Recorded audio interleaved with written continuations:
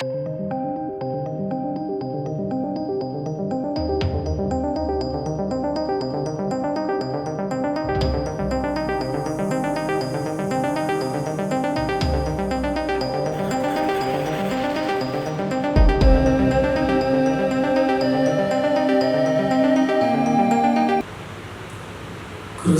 பிரியமான சகோதர சகோதரிகளே, இன்று தாயார் திருச்சபை புனித பெரிய ஆல்பர்ட் அவர்களை நினைவு கூறுகின்றது.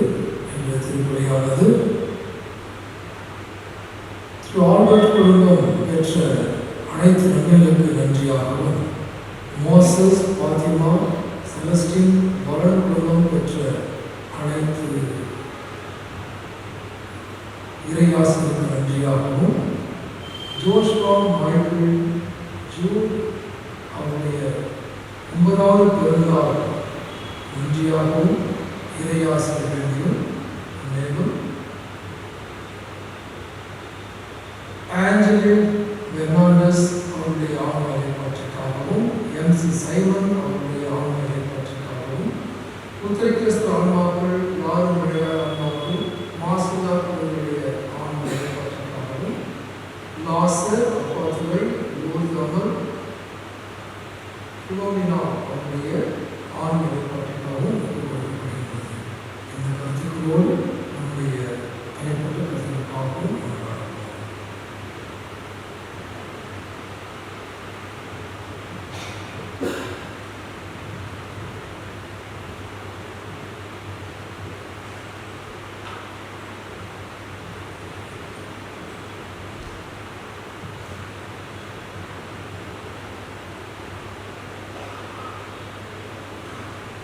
தந்தை, மகன், தூய ஆவியாரின் பெயராலே நாம் ஆண்டவராகிய இயேசு கிறிஸ்துவின் அருளும் கடவுளின் அன்பும் தூய ஆவியாரின் நட்புறவும் உங்கள் அனைவரோடும் இருப்பதாக.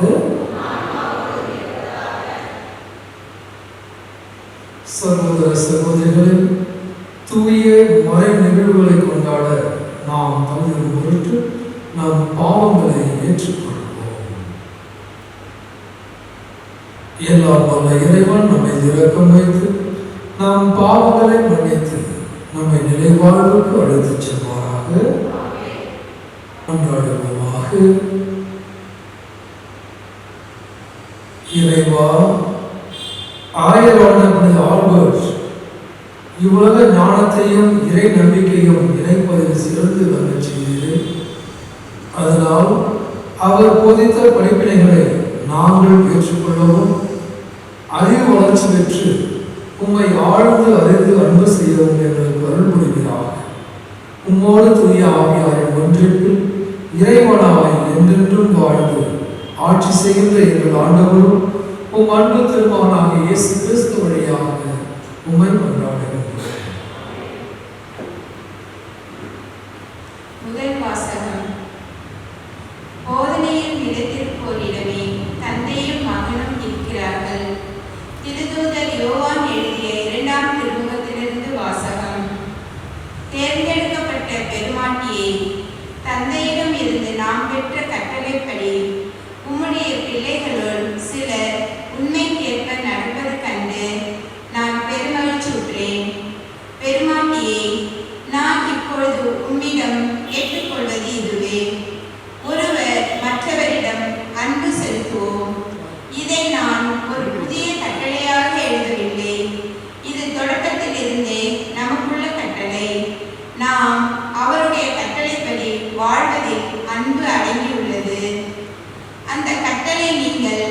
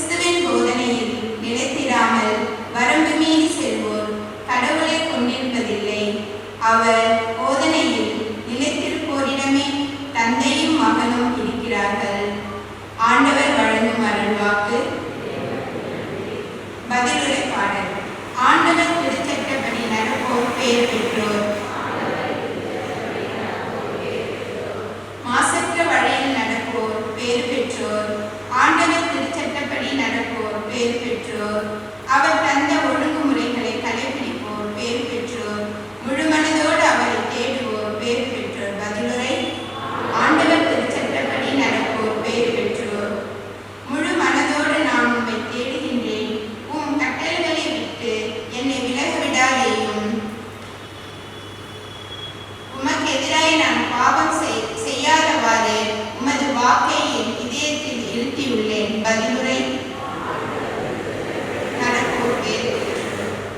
உம் அடியானுக்கு நன்மை செய்யும், அப்பொழுது நான் உம் சொற்களை கடைபிடித்து வாழ்வேன். உம் திருச்சட்டத்தில் வியப்பானவற்றை நான் கண்டுணருமாறு என் கண்களை திறந்தருளும். பதிலுரை: ஆண்டவர் திருச்சட்டப்படி நடப்போர் பேறு பெற்றோர். அதிகாரம் 17. இறை வார்த்தைகள் 26 முதல் 37 வரை.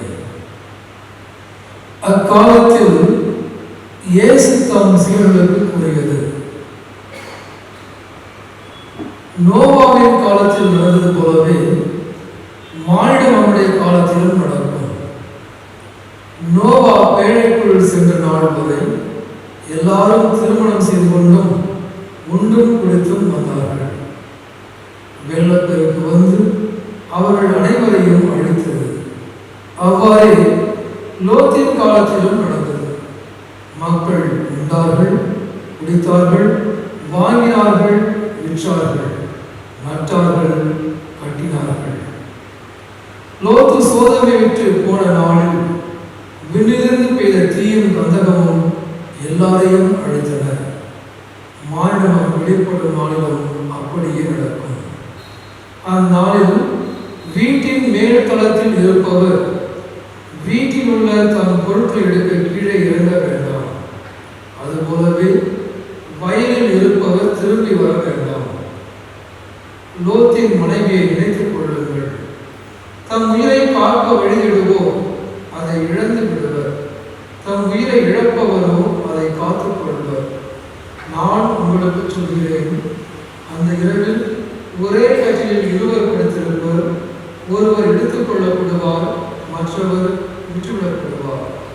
இருவர் சேர்ந்து மாவரைத்துக் கொண்டிருப்பர், ஒருவர் எடுத்துக் கொள்ளப்படுவார், மற்றவர் விட்டுவிடப்படுவார். இருவர் வயலில் இருப்பர், ஒருவர் எடுத்துக் கொள்ளப்படுவார், மற்றவர் விட்டுவிடப்படுவார்.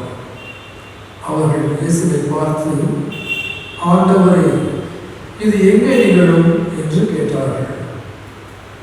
அவர் அவர்களிடம், பிணம் எங்கே இருக்கிறதோ அங்கேயே கழுகுகளும் வந்து கூடும் என்றார். இது வாழ்தரும் கிறிஸ்துவின் நற்செய்தி.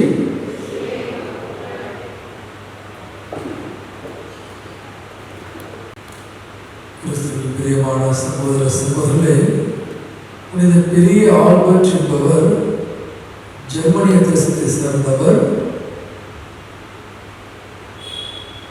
அவருடைய படிப்பறிவின் காரணமாக அவர் அறிவியல் கண்டுபிடிப்புகளை நிகழ்த்தினார்.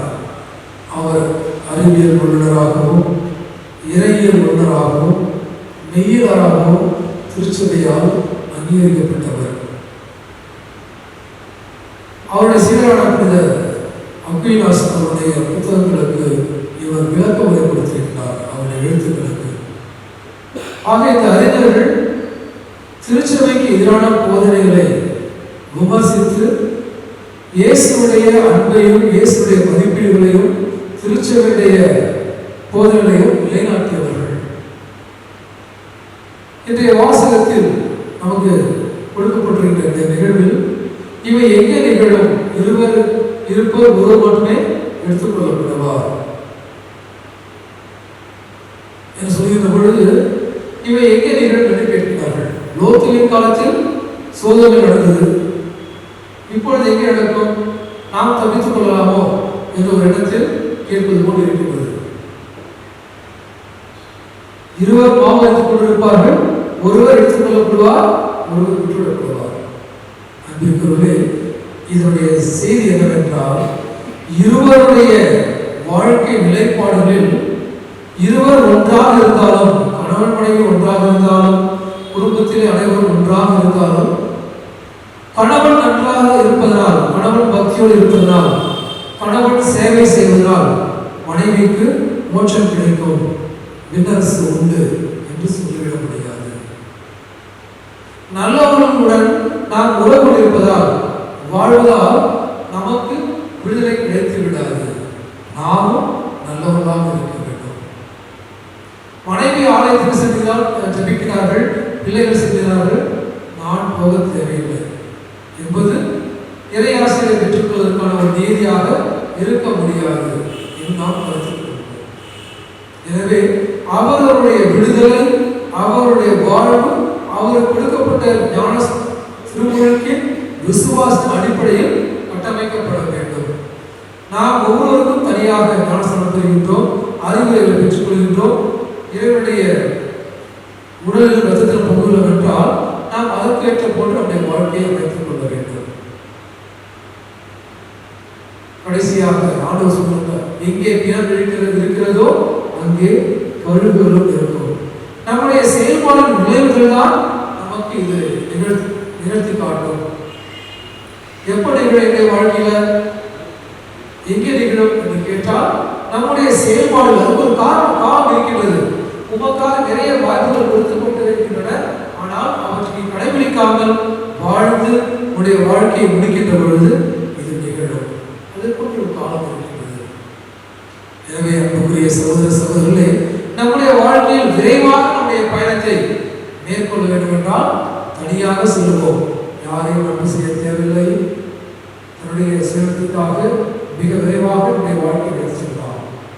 ஆனால் நீண்ட தூரம் பயணம் மேற்கொள்ள வேண்டும் என்றால் இருவராக செல்லுங்கள் என்று சொல்கிறார்கள். எனவே நம்முடைய வாழ்க்கையில் நம்முடைய சுயநலம், நம்முடைய போக்கு, என்னுடைய தேவைகள் என்று இல்லாமல் நம்முடைய இந்த நீண்ட நெடிய வாழ்க்கை பயணத்தில், இறைவனை செல்ல என்ற வாழ்க்கை பயணத்தில் நாம் அனைவரும் இருவராக மூவராக குடும்பமாக சேர்ந்து ஒருவரை ஒருவர் அன்பு செய்து இந்த பயணத்தை முடிப்போம். விண்ணரசு நமக்காக பரிசு காத்திருக்கிறோம். சகோதர சகோதரிகளை, என்னுடையதும் உங்களதுமான இப்பலி எல்லாம் வல்ல தந்தையாகிய இறைவனுக்கு ஏற்றதாக கொண்டாடுங்கள்.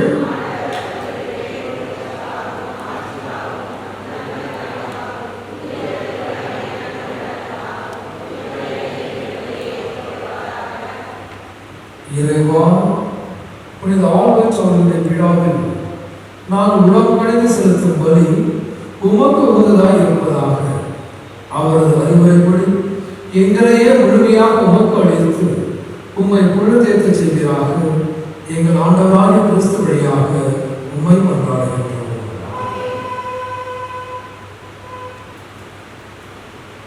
ஆண்டவர் உங்களோடு இருப்பாராக. இதயங்களை மேலே எழுப்புங்கள். நம் இறைவனாகிய ஆண்டவருக்கு நன்றி கூறுவோம். ஆண்டவரே, தூயவரான தந்தையே, என்றுள்ள எல்லாம் இறைவா, எங்கள் ஆண்டவராகிய கிறிஸ்து வழியாக எந்நாளும் எவ்விடத்திலும் நாங்கள் உமக்கு நன்றி செலுத்துவது மெய்யாகவே தகுதியும் நீதியுமாகும், எங்கள் கடமையும் மீட்புக்குரிய செயலுமாகும். ஏனெனில் புனித ஆல்பர்ட்டுடைய விழாவில் உம் திருவாவை மகிழ்ந்திருக்க செய்கின்றேன்.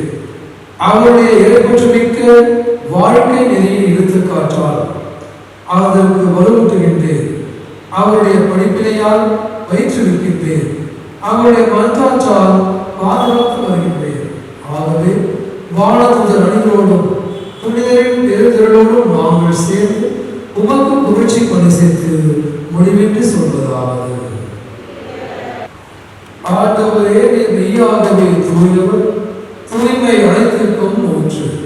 ஆகவே உம்முடைய ஆவியை பொழிந்து இக்காணிக்கைகளை தூய்மைப்படுத்த உம்மை வேண்டுகின்றோம்.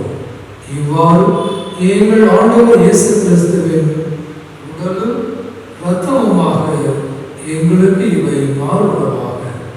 அவர் பாடுபட உலகம் அடைந்து தம்மை கையளித்த போது அப்பத்தை எடுத்து நன்றி செலுத்தி அதை கேட்டு தம் சிலர்களுக்கு அளித்து கூறியதாவது: அனைவரும் இதிலிருந்து பெற்று உண்ணுங்கள், ஏனெனில் இது உங்களுக்காக கையளிக்கப்படும் என் உடல்.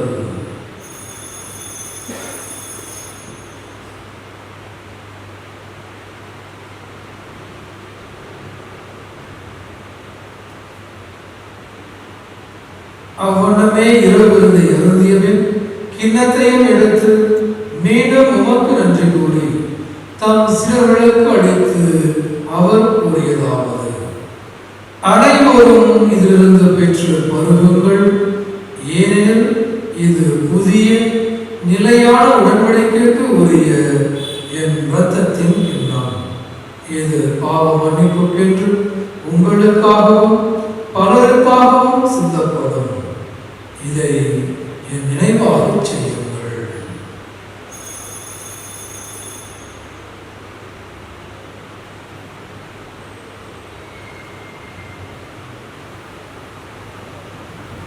இது நம் விசுவாசத்தின் மறைபொருள்.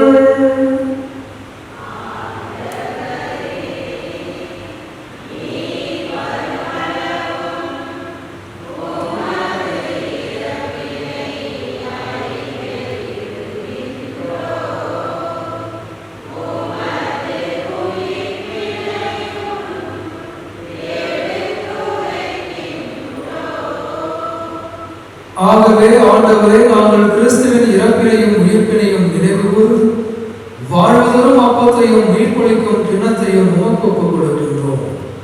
உம் திருமணம் என்று உமக்கு ஊழியம் புரிய தகுந்தவர்கள் எங்களை ஏற்றுக்கொண்டு எனவே உமக்கு நன்றி செலுத்துகின்றோம். மேலும் கிறிஸ்துவின் உடலிலும் இரத்தத்திலும் பங்கு கொள்ளும் எங்களை தூய ஆவியால் ஒன்று சேர்க்க வேண்டும் என உம்மை தாழ்மையுடன் மன்றாடுகின்றோம். ஆண்டவரே, உலகெங்கும் அரங்கிற்கும் உங்கள் திருவகையை நினைவு கூர்ந்துள்ளோம். எங்கள் திருத்தந்தை பிரான்சிஸ், எங்கள் பேராயர் ஜார்ஜ் ஆண்டனி சுவாமி, எல்லா திருநிலையராகிய அனைவரோடும் உமது திருவகை அன்பில் நிறைவு பெறச் செய்துள்ளோம்.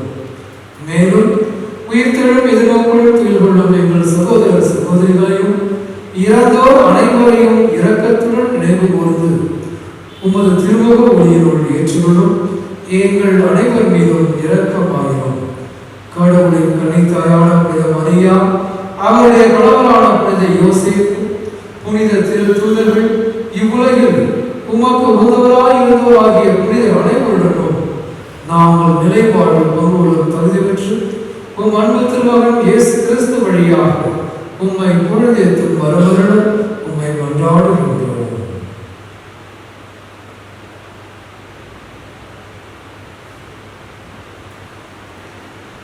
இவர் வழியாக இவரோடு இவரில்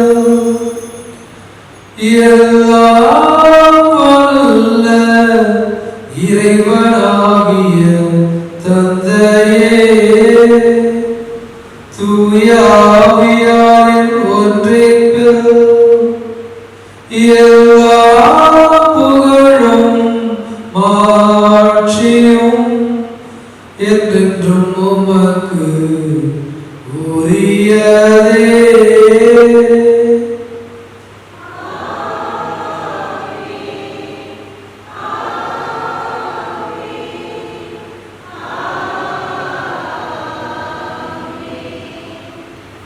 மீட்பரின் கட்டளையால் கற்பிக்கப்பட்டு இறை படிப்பினையால் பயிற்சி பெற்று நாம் துணிந்து சொல்வோம்.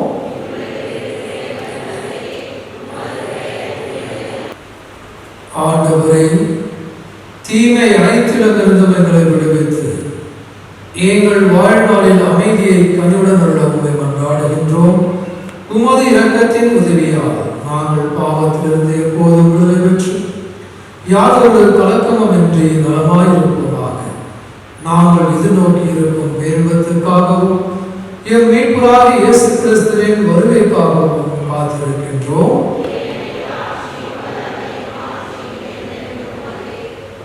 ஆண்டவரே இயேசு கிறிஸ்துவே, அமைதியை உங்களுக்கு விட்டுச் செல்கின்றேன், என் அமைதியையே உங்களுக்கு அளிக்கின்றேன் என்று உம் திருத்துதலுக்கு மொழிந்தீரேன்.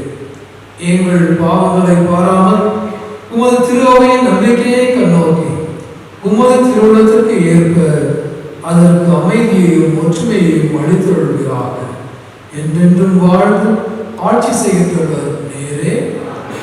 ஆண்டவருடைய அமைதி உங்களோடு என்றும் இருப்பதாக.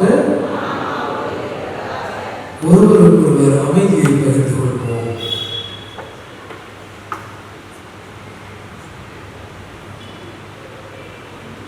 இதோ இறைவனின் செம்மறி, இதோ உலகின் பாவங்களை போக்குபவர். இச்செம்மறி விருந்துக்கு அழைக்க பெற்றோர் பேர் பெற்றோர்.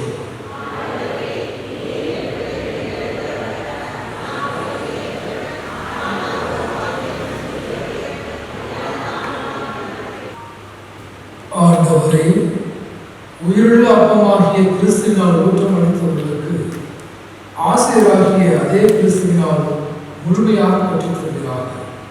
அதனால் புனித ஆல்பர்ட்டின் விழாவில் அவர்கள் உமது உண்மையை அறிந்து அதை அன்பில் செயல்படுத்துவார்களாக.